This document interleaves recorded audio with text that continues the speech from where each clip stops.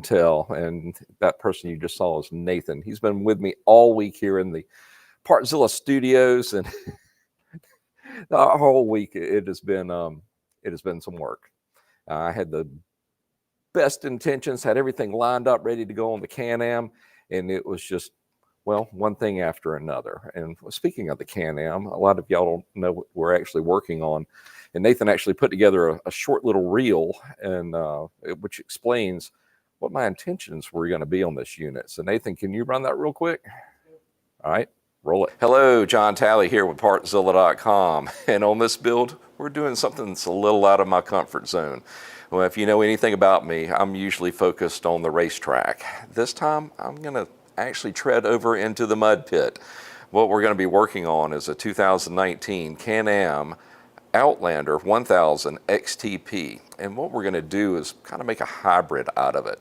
I mean, it is a stout unit as it is, and it is very capable in the woods, and I don't want to destroy that, but what I do want to do is make it capable in the deep water or mud. So here's what we've got planned for this one. First and foremost, we're going to relocate the radiator with a factory kit from Can-Am.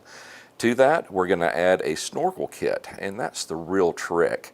They make a snorkel kit specifically for the XMR edition, and they also have one for the XTP, where we're kind of creating an XMR, so we're going to have to pretty much merge the two kits together so we can get everything sealed up and lifted above the water line.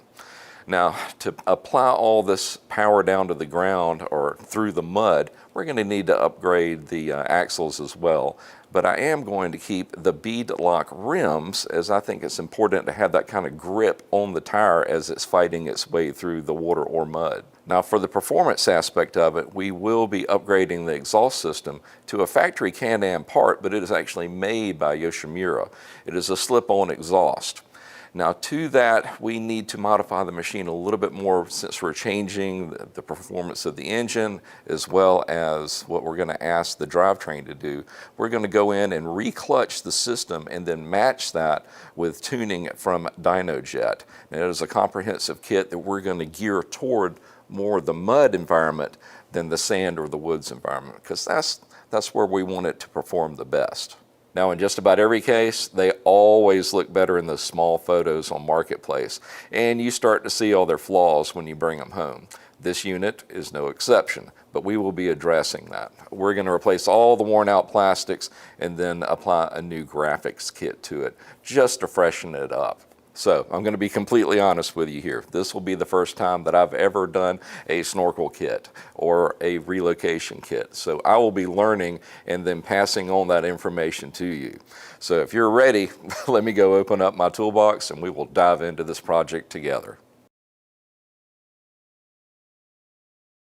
That optimism, we shot this back on, I think, Monday. Nothing went as it was supposed to. I predicted that coming out of the gate. Machine A didn't want to conform with the kit number B, but we are going to win this. But there's only so much I could really determine in 1 week. So Nathan will be coming back in I think about 2 to 3 weeks, and that'll give me time to really dig into this project, and then we're going to have some interesting footage to end up with a really good video. And I kind of poked around on a couple of different forums, and what we're actually doing, transforming that machine from an XT and incorporating the XMR relocation aspects, and then putting a snorkel kit. That question has been asked several times, and there's a couple of different workarounds, but what I'm going to come up with is going to be almost a factory spec type response or a way to do this. So I think it's definitely going to be worth your time to check out that video series when we release it later in the year. All right, enough of what we've been doing around here. How about us flip around and answer any questions that got sent in from earlier last week or this week? All right, Ninville 2000 says he has a 2000 Polaris Trailblazer. The brake disc is fine, just not straight, causing brake pads to wear unevenly. Any suggestions? All right, you didn't give me everything I needed to figure this out, but if you're telling me that the brake disc or the not warped or bent or anything like that. And one side's wearing more so than the other side, well, you've got your answer right there. You've probably got air on the side that's not really clamping down like it's wanting to or as it should, probably making the machine pull really hard as well. And you just need to re-bleed your brakes. Simple answer on that one. Fully Surrendered 93. Hey, John, I've got a 2005 Kawasaki Brute Force 650. After a weekend of riding, I was having problems with it idlings, so I pulled the carburetors apart and cleaned out all the jets and fixed the idling problem. Now I'm having a bog right off idle, but yet it runs good 3/4 throttles to wide open throttle. If you choke it, it makes it run well in the mid-range, but not at the idle. Makes sense. Oh, here we go. I also changed from a K&N filter to a twin air filter in this process. Any idea what could be causing the bogging? All right, a couple of things. When you cleaned out all of your jets, are you really sure that you got that pilot jet cleaned out? Because that's one of the smallest ones in there. And sometimes it'll fool you. You think you've got it, but it's not really cleaned. Second, are you sure that you set your pilot screw out to the right number of turns to wherever it was set at when you started this process? The third thing is you went from a K&N to a twin air. More than likely, the twin air is flowing more air, and that's going to lean out your machine. So you need to add more fuel. So if you did indeed set that pilot to whatever it was set at to when you took it apart, and before you changed that out your air filter, you may want to bring that out another half a turn to send a little bit more fuel, because that is the part in your RPM range where you're starting to bog. And I'm thinking it's a lack of fuel, and we need to bump that up once you're sure that that pilot jet is completely clear and ready to go. Caleb Larson, 8908. I just replaced the solenoid on my Rancher, and I have 12 volts going to the starter. Okay. Does that mean that the starter is bad because it's buzzing and not starting? Are you sure about the health of your battery? Now, you can see 12 volts there or 12.5 volts, but if that battery is weak or starting to fail, it doesn't have the muscle that it needs to push that amperage through that solenoid or that relay to get it to start. So if you've got a volt ohm meter, put it across the starter lines, hit it, and it should not fall much below 10 volts in a starting condition. If it drops down to 4 or 5, which I'm betting it probably is, and it's just making that contactor just buzz, then that tells you your battery's a little too weak to deal with the job. Zealand Wiley, I replaced a cylinder on a 02 Recon. Brakes are adjusted all the way tight, okay, and 3 clicks back, all right. Every time I try to bleed the brakes, nothing changes. Fluid comes out the banjo bolt and the bleeder, but the lever doesn't change. It was time before I replaced the cylinder. Any ideas? All right, a couple of observations. You shouldn't have fluid coming out the banjo bolt. That should be completely sealed up. The only place it should be coming out is the bleeder valve itself. Now, I can tell you from experience, especially on the Recon and the older Rancher series that had the drums up front as well, that those things are hard to bleed using just the brake master cylinder. It's difficult, to say the least. Where I found most success is to use a vacuum type bleeding system. That way you've got it open, you hook up a vacuum source, and you just pull the fluid through and the air out. I know I preach that to at least every week, but I truly believe it. Investing in a decent bleeder, it's not going to break the bank, and you will use it your whole life.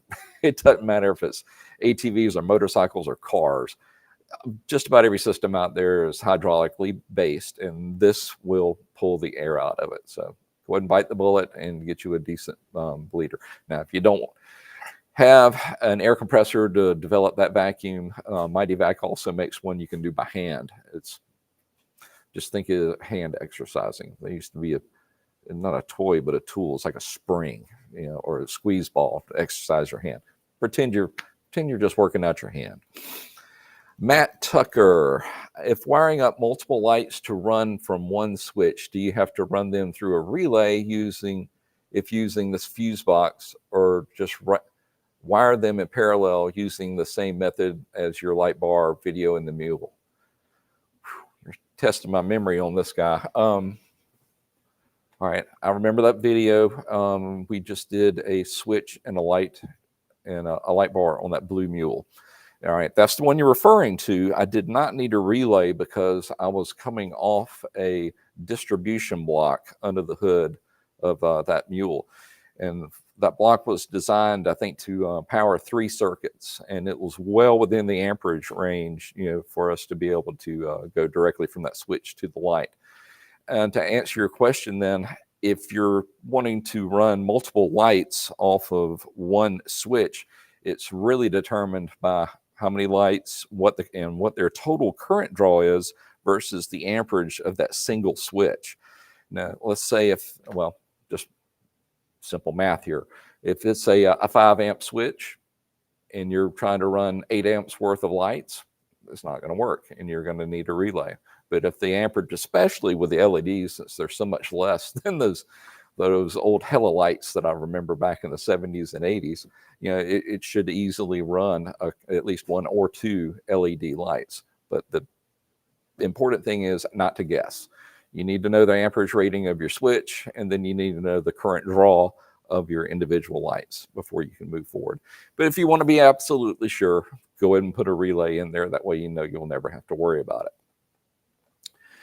Alberta bound. Must be from up north. I accidentally put Castrol 10W40 engine oil in my Grizzly instead of the JASO standard.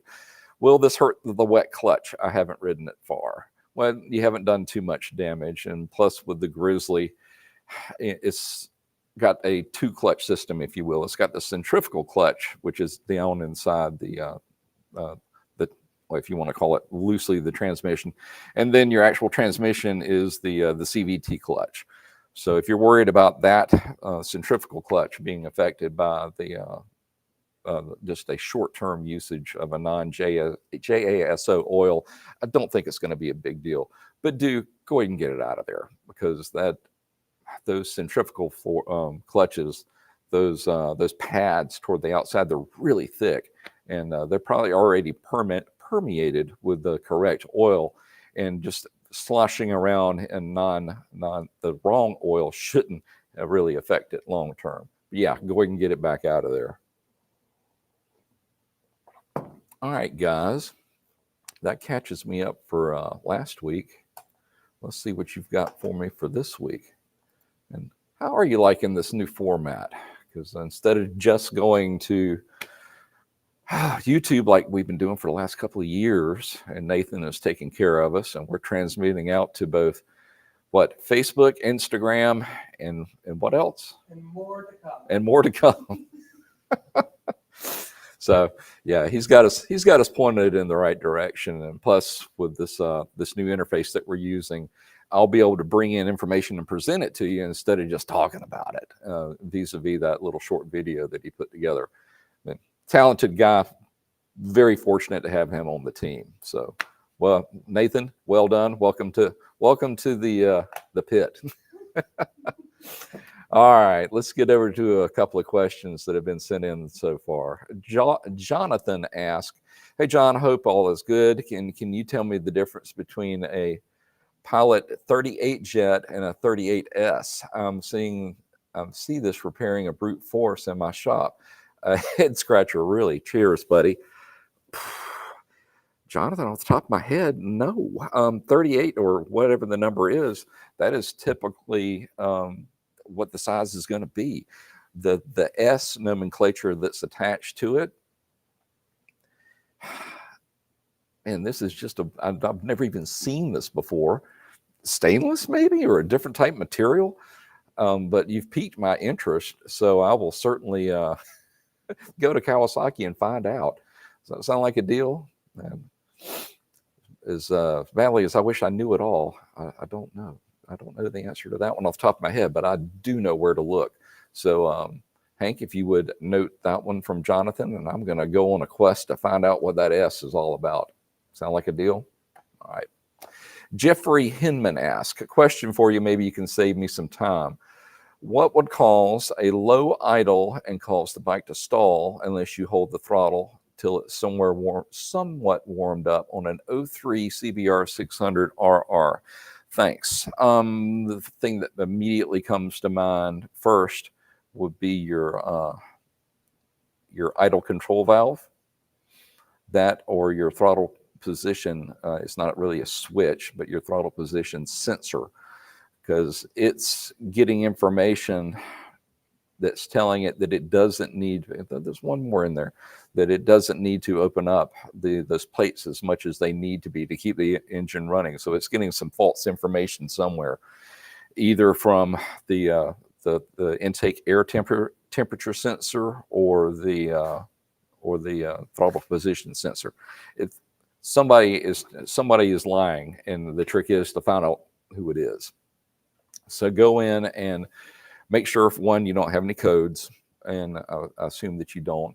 Two, take a look at your TPS and see if it's in the range that it should be at a closed and then open value, and then go from there.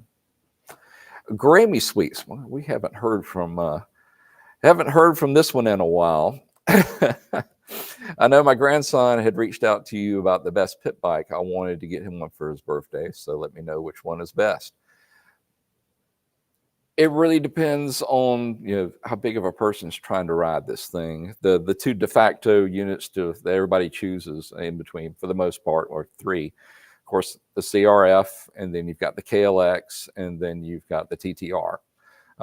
As you know, we've just finished doing that rebuild on the KLX. Now, out of those three, especially if you're a little bit taller rider and don't want to get too in deep as far as how much money you need to spend to do a pit bike conversion, I would recommend the KLX, but make sure it's the L edition, because she's going to sit about 1.5 inches higher at the seat, and that makes all the difference in the world. So that would be my advice on that one. Chris R. How's it going, Chris? Is there any reason not to use OEM banjo bolts with new brake lines? New brake lines came with stainless bolts, but I like the idea of running OEM. My thoughts.